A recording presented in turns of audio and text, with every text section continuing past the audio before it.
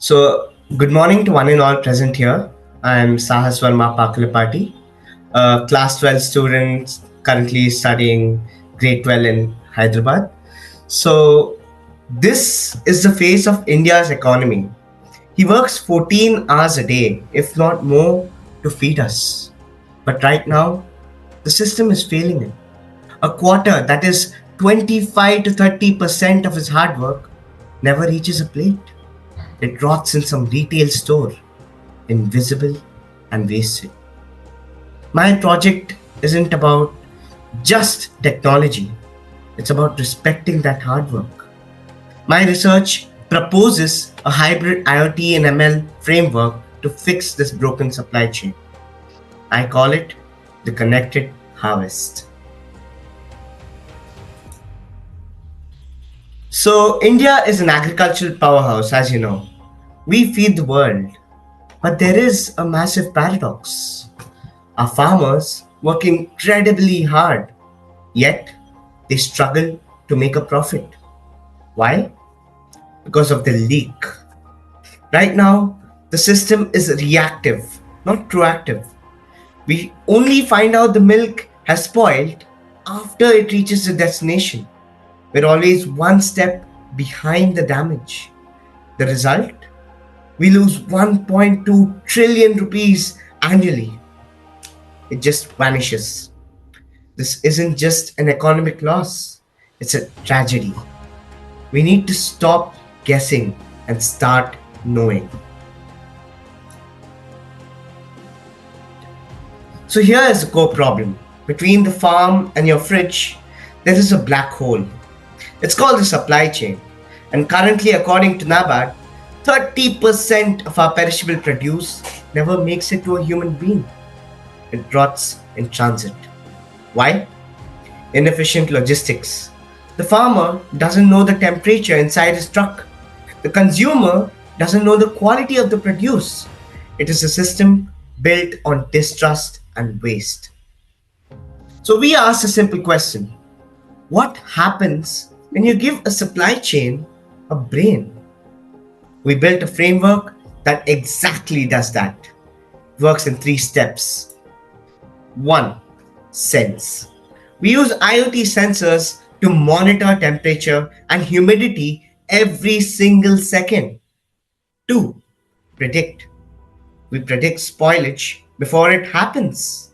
By optimizing the cold storage and the bulk order logistics, which has never been done before, and enhancing shelf life and demand using demand forecasting with the help of machine learning.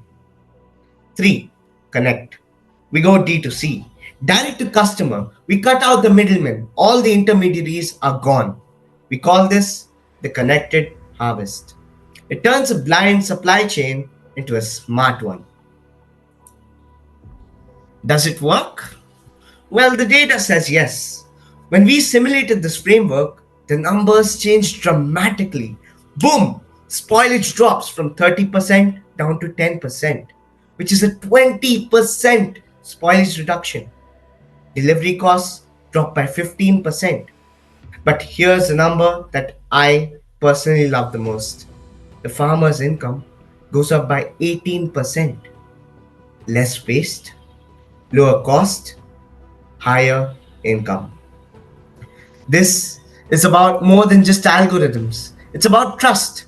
With this framework, a consumer can scan a QR code and see the entire journey of their food. They see the temperature history of that food and they trust the quality of that produce. And here's good news for Mother Earth. We are aligning with the UN Sustainable Development Goals, responsible consumption, and climate action. The model also supports national flagship initiatives such as the Digital Agricultural Mission and the PM Kisan reforms. It aligns with the country's slogan, Jai Jawan, Jai Kisan. We are reimagining how India eats. We're just getting started. Imagine a pilot program with thousands of farmers running this on their phones next year. So let's go over this once again. IoT sensors, ML analytics, D2C platforms, all integrated in one particular framework. It's one of a kind. Imagine a pilot program with 1,000 farmers running this on their phones next year. Imagine empowering local farmers and fostering sustainable practices. Imagine adding blockchain for unhackable proof.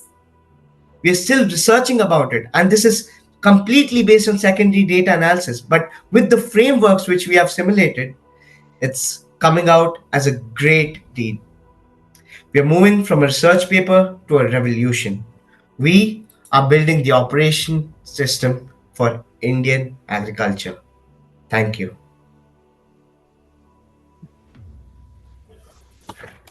Hi, Sahas. Yeah, thank you. Very energetic presentation.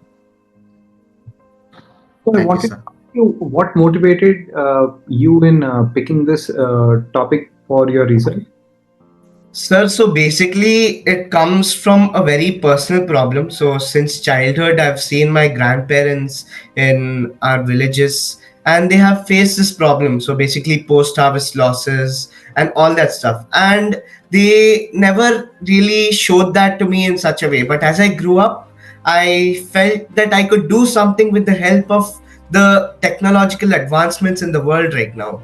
So, I delved deeper into IoT and I felt that ML integrated with IoT and with the help of cold chain logistics and the warehouses and all the blockchain, I feel I could really do something in the future. So Okay. I researched more about it. In terms of your domain knowledge about post-harvest losses, what are common post-harvest losses which your family members were facing? Basically, it's in paddy, rice, coconuts, and mangoes, sir. My family was facing mostly that. Okay, and so okay, those are the crops, but what are the causes of the losses? Because of because there was lack of predictive analytics, because they didn't know the weather before, or they didn't know the particular um, organics or the chemicals which are needed to be used. So there was a lack over there. And one more thing is transportation. When it came to transportation, it was not being monitored every second. So most of the losses, because most of the produce would get rotted. Oh, what is the typical rotting time for paddy and for coconut? Sir, I'm still researching more about that, but it's mostly about the data I have taken from DataGov and other reports such as NAPCON, NCCD, and all that stuff. Okay. And in terms of research about, so the government also, state government and central government, both of them also do have certain schemes about dealing with post-harvest losses. So have you gone through them? Yes, I have gone through all the reports and I've seen a particular trend throughout the years in case of the post harvest losses and what the government is doing to ensure they are going. But I don't think it's very scalable and it goes to every corner of India. So my aim is to build center of excellences in every corner of India, and they're basically cold storage warehouses, but in the warehouse itself it's like a center of excellence, and it gives job employments to people around. And we're learning, we're enhancing, we're trying to enhance the shelf life and doing predictive analytics so that the farmer can directly put his produce in these particular warehouses and they're directly going to the consumer. So it's connected. Okay.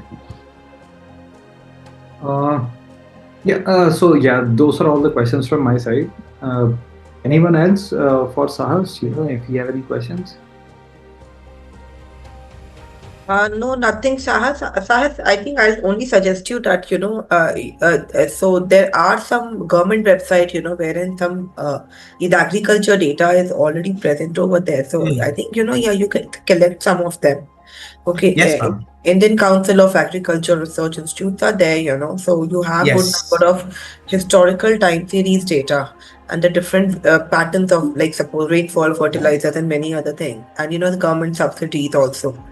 Yes, ma'am. And the thing is, ICAR, which you have mentioned, I've also gone through their reports, and much of my data also comes from the ICAR SIPF